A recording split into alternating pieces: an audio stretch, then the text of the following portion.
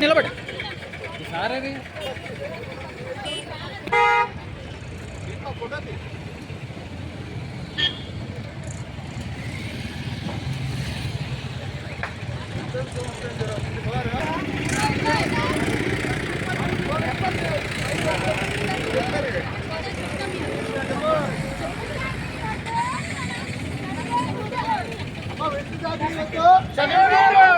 చాకరీ వద్దు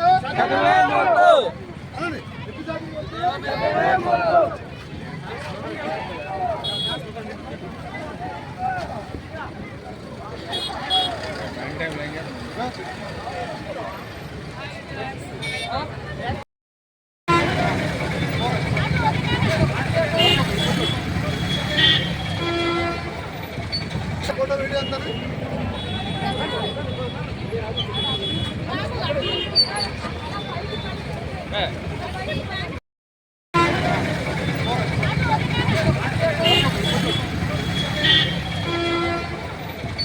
photo video అంటారు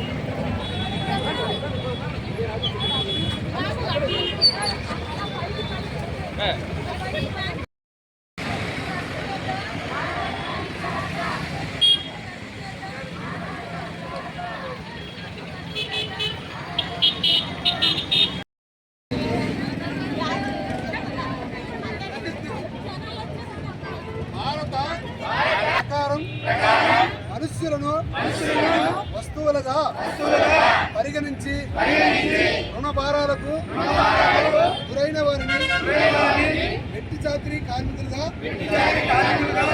పరిస్థితిని మార్చడం అవగాహన పెంచడం మరియు ఇటువంటి నేరాలను పూర్తిగా నిర్మూలించడమే మా ప్రధాన లక్ష్యం. వెట్టి చాకరీ కార్మికులను గుర్తించి తగిన చర్యలు తీసుకుంటాం.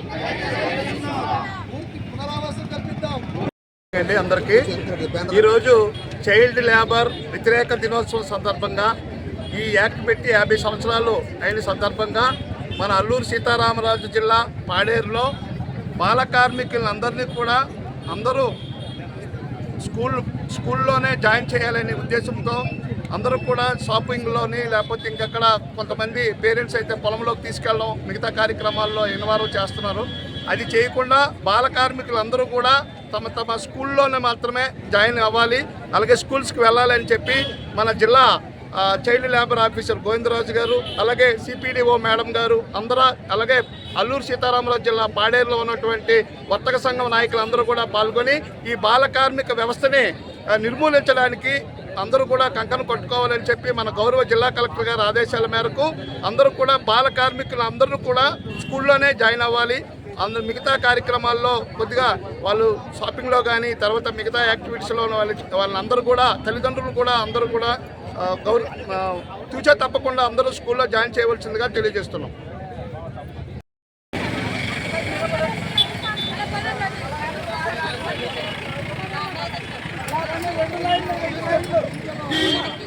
నిలబడి సార్ అది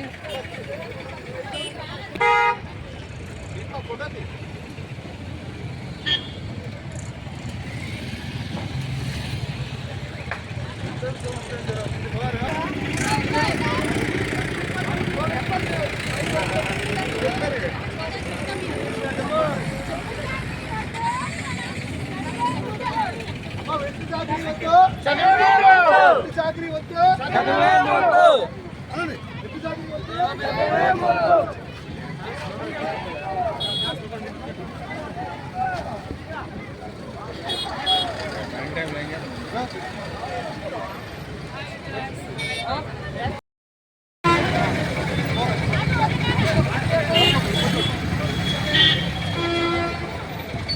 ఫోటో వీడియో అంటారు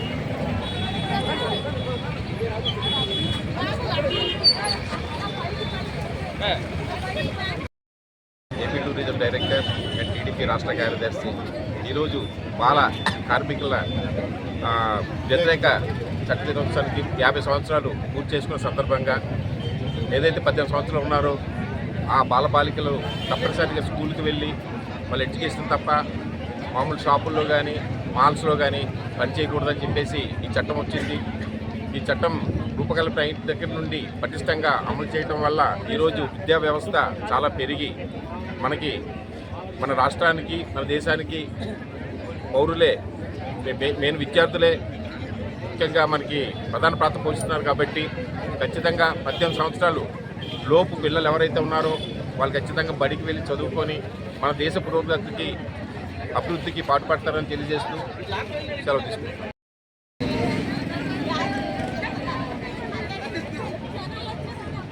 భారత ప్రకారం మనుష్యులను వస్తువులుగా పరిగణించి రుణ భారాలకు గురైన వారిని వెట్టి చాకిరీ కార్మికులుగా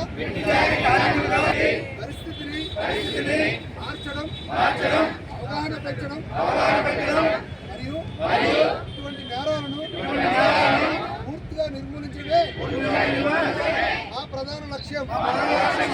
వెట్టి చాకిరీ కార్మికులను గుర్తించి తగిన చర్యలు తీసుకుంటాం. పూర్తి పునరావాస